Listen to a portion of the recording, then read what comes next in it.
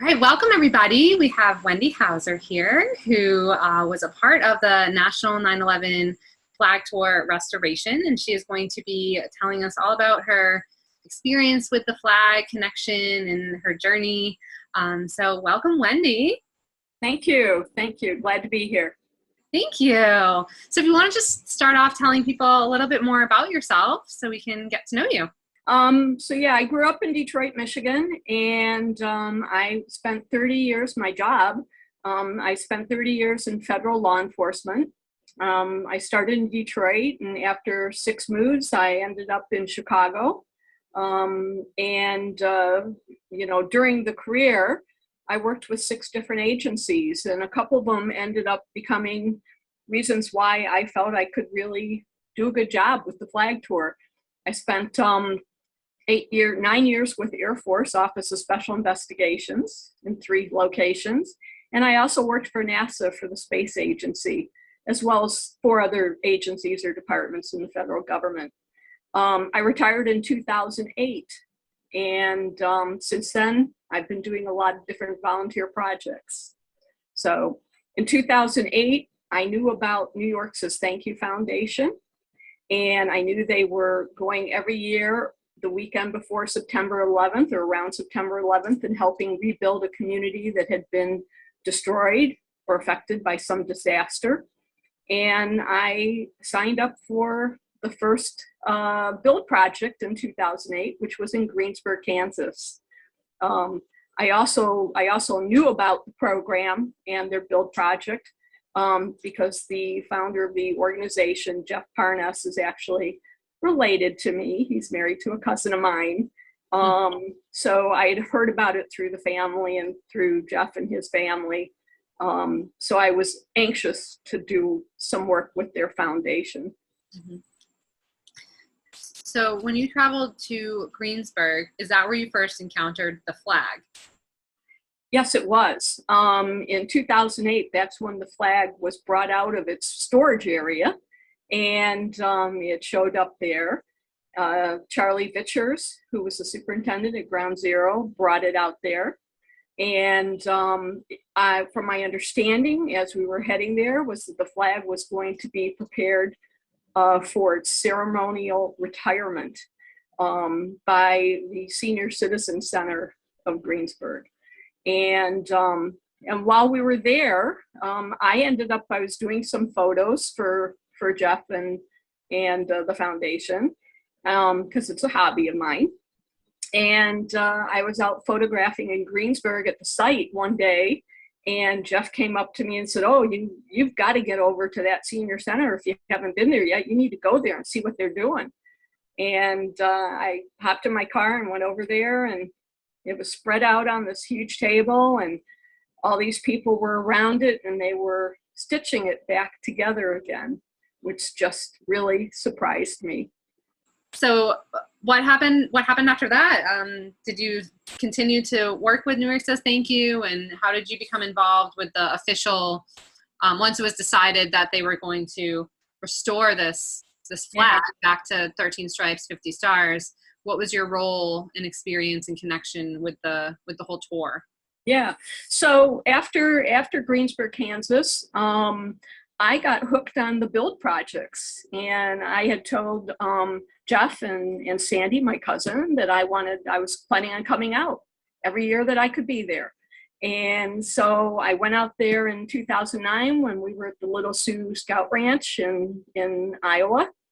And at that event, I ended up meeting Denny and Carolyn Dieters, who were very strong participants and very active with the tour as well, and we became good friends.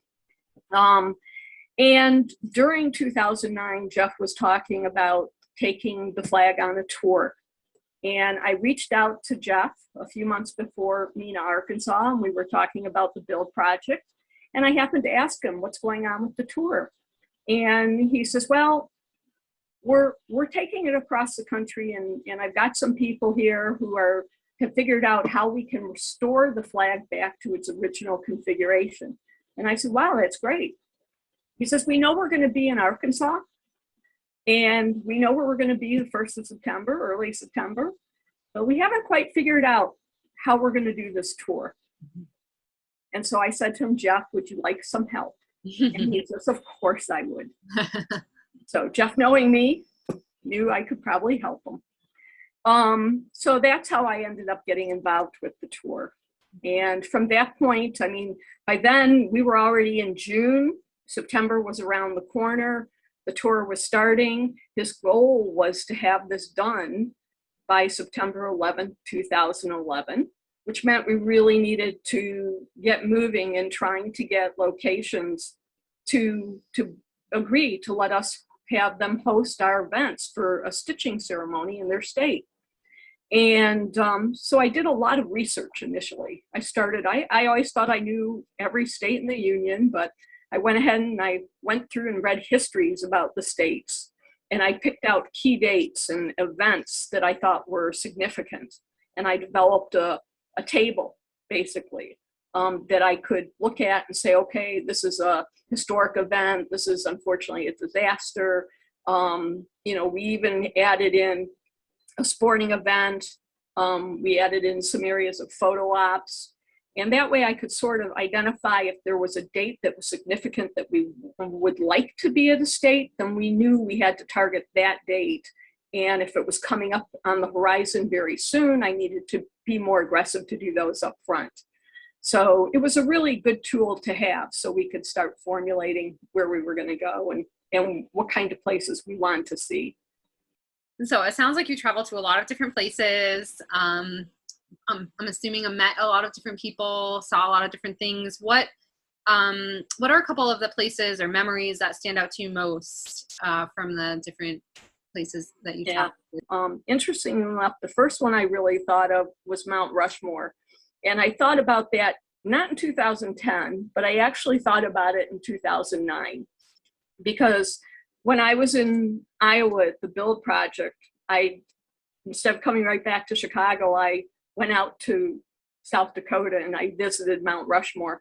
And I saw their evening ceremony with the flag. And I sat there and after it was over and just said, I got to go find that ranger and talk to him and find out, you know, if it's possible this flag could ever come here. I mean, that was before I knew what kind of tour we were going to be doing. And not only did I leave my information, I heard back from the ranger that needed to talk to me and had his contact information. And he says, you know, if they ever go on tour, just give me a call. So I was even thinking about that before 2010. And that was a very memorable day. We had a full day and we started with a sunrise or early morning display of the flag, which ended up being on a lot of our publications and things like that. And that was a lot of fun. And just stitching while we're looking at the president's faces was fun. And then we had a side trip over to Crazy Horse Memorial as well. And we had a photo op there, which was totally unexpected. So sometimes it's memorable because it was so unexpected. So that was one. The other ones, and they're really not, they're to me all real special. They're not in any order of importance because I think they're all important. I felt it was really important to go to some of the locations which had had disasters happen and help with those communities and healing. And the two that I felt very, very much for wanting to do was Fort Hood, Texas, and Columbine High School. And we got into both of those locations. The event at Fort Hood was pretty much a closed location. We had some people that were identified as heroes being recognized, but it was on the base. And so it was limited to people on the base, contractors, employees, etc. But I met Maria Davis there. And she was the principal at the elementary school that became my point of contact. And she and I have been friends since. So we've kept in touch. We talk several times during the year. And we really enjoy talking to each other. And I had a lot of fun with her kids there. At Columbine High School, that was the other location. You know, that one we did fairly close to the day of their anniversary in 2011. We were a day or two a day shy, I think. And that one, you know, I was dealing with a staff over at the high school, and we get there and we find out, first thing I hear is that the school has adjourned for the afternoon because they have an event that evening. And so we're like, oh, good. So who's showing up for this? And the principal came in, and a high school teacher came in who was I believe a history teacher, and he saw the flag. And I remember him saying to me, I got to get a hold of my students right now and get them back here. And it ended up being a really nice event. We had people there stitching, and another surprise, as they were starting it was, I believe, some type of music event that evening. As they were starting it, they had us come in, some of the teachers and first responders carried in the flag. It was gathered up, but not folded like it normally was. And they went ahead and cleared some of the bleacher area, and some people walked up with the flag so that it could be displayed with people holding it at the bleachers. And I have some photos of it getting set up, and then people from the community came in and surrounded the flag, and they actually held the flag during the ceremony, and talking about the flag. And I was very touched by all that as well. So those were very memorable. Having the opportunity to have a flag at a large scale sporting event was fun. We did the stitching ceremony in Kentucky. We did it in Frankfurt, the official stitching ceremony, but we ended with being at the Kentucky Derby on center field during the national anthem.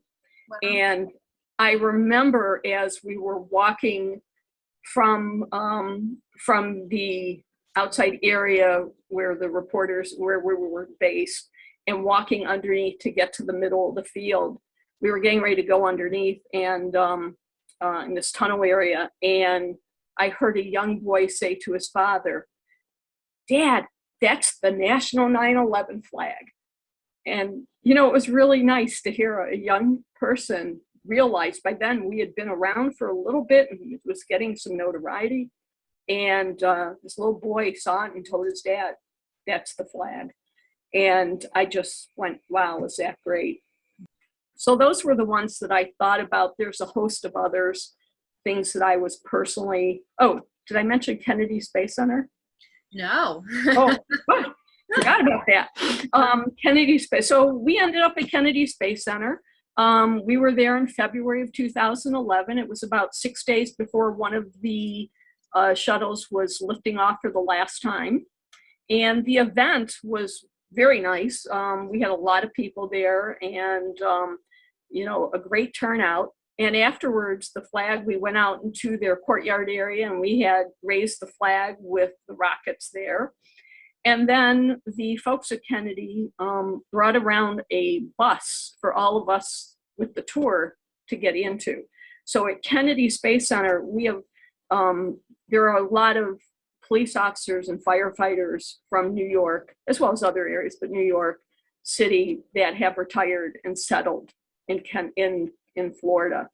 And they came out. And so all of us piled into this bus, and they took us around the base and out to the pad, so we could go around and see what it looked like. And then the driver brings us back out from the gated area, stops the bus and says, "Okay, if you want to go do anything, now's the time." And we walk out, and they're carrying the flag in its standard triangle case. And the guys walk up to where the pad is, and or to the fence line with the pad way off in the distance. And they say, "Okay." And I take some pictures, and then one of them, and I don't know whether it was Jimmy Sands, our firefighter, or Denny Dieters, but one of them said, "Well, what do you want now?" And I said, "Guys, it's getting dark. It's going to be, you know, dark in a half hour. If you want to have a photo op with this flag out, better get moving right now." And so they very quickly got it out of the bag, and we got it positioned, and I took some photos, and the photos have the launch pad in the background. It's off in a distance, but it's there.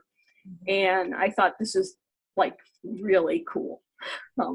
So those were some of the events that I really remember and think about, as well as others. Such special places and people from so many different types of communities and experiences and backgrounds too. Did you stitch the flag yourself? And if so, what was that experience like? Yeah, I did. I've lived in 5 different states, so I thought I would really like to stitch in every state that I've been in if I was attending. I did not attend every single ceremony. I went to about 30 of them, or 25 or 30 of the locations. But when we visited Michigan, I stitched it with my sister, and I set up her stitch. When we did it here in Illinois, my brother lives nearby, and we went out to Hines VA Hospital, and we both stitched the flag there. And then I remember stitching 2 other times. I think I stitched another time, but I remember stitching in Ohio at Wright-Patterson Air Force Base. And one of my closest friends, Donna, was there helping us out that day, setting up stitches. And she and I are together, and we're stitching, which was cool. And then after the tour was done, we had a couple special events. There was one in Maryland and Baltimore. And I ended up stitching there because they highlighted all the members of the tour there and gave us an opportunity to officially stitch as well. So it was fun. It was memorable. I enjoyed the fact that I could stitch with people that I knew in places where I had lived. And that was a great benefit. Yeah. And was there anything that surprised you about this journey going into it? It's a big undertaking, right? So surprised you along the way. It's a huge undertaking, and I'm not sure if I had known how much work it was going to be, whether I would have made the commitment. I think I would have still done it and just said okay. But yeah, I mean, initially just doing the research and everything else, I was up late at night. I mean, I'm retired at that point. I'm up late at night and I'm doing this. And, I remember Carolyn and I, we would joke every once in a while of how we could call each other at 2 or 3 in the morning and we'd get each other on the phone because we were both up working really late hours. But I think one of the first surprise I had was the very first event that we had, which was at Little Rock, Arkansas at the Capitol. We were heading in 2010 to Mena, Arkansas. And so we did the official state ceremony in Little Rock at the state capitol. And then we had another ceremony in Mena, Arkansas as well during our build project. And the team had really worked on a great job, these folks working on developing what the program should look like and how it should flow. And we get to Little Rock and set up the flag and everything's great. And we have a nice attendance there. And when everything's done and the flag's folded up and we're leaving the state capitol, Carolyn and I looked at each other and I think almost in unison, we said, we can't believe this actually worked. And not that we were really surprised that it worked, but that it had flowed so well that, we had accomplished what we wanted to coming out to Little Rock, Arkansas. And we used that and the early on venues as just a go-by of what we needed to do, what we could do to improve, whether it was our publications or the program or whatever. And it was a great opportunity that we had to be able to do this and to have it flow so well. And then the other surprise I had was months later. I had been around the flag for months, but I had never really been super close to it. I would help set up some stitches and things like that, but not really close to it. When they are setting up the flag for the venues, sometimes they've got to anchor it somewhere. And they were raising up the flag for a venue, and we did not have a lot of help there. And so I was taking photos, and Jimmy Sands, the firefighter, says to me, "Hey, Hauser, get over here, put your camera down. We need you." So I go up and I'm holding the flag. So my arms are out like this, and it's just draped in front of me, and I'm holding it. And I'm standing there for 5-7 minutes, whatever. And of course you have to breathe, right? And I'm breathing, and I breathe some of the chemicals, breathe in the smell of the chemicals and the soot and the things that happen that attach to the flag in the aftermath of September 11th. So that has stayed with me since then. And on that day, I remember thinking about all the people who perished, all the first responders, and those that worked at Ground Zero for the months afterwards. And so that was very memorable for me, very surprising. Yeah, it sounds like just a reminder of and why you were doing what you were doing, right? Like that it was a meaningful thing to a lot of people to place a stitch into this fabric and have that opportunity to perhaps share their story and find comfort in that, to heal just a little bit. Yeah, it's really special. And with that, thinking about that, what do you hope that others take away from the story of the National 9/11 flag and the story of 30,000 Stitches? What do you hope that readers and people that learn about this story hear your story and all the people that were involved? What do you hope for them? I'd like people to remember that we can come together, you know, that when adversity strikes, people do come and help others. And that if you have an opportunity to pay something forward, to pay it forward as well. That's the big cornerstone of the New York Says Thank You Foundation, is that you pay things forward. So certainly having that opportunity to pay it forward is something everybody should think about. Yeah, that's great. And something we can really apply to our everyday lives. It's just Absolutely. Looking for opportunities to help and serve others. Yeah. Well, that's a wrap with Wendy. So thank you, Wendy, for being here and sharing your story and your connection to the National 9/11 flag. My pleasure.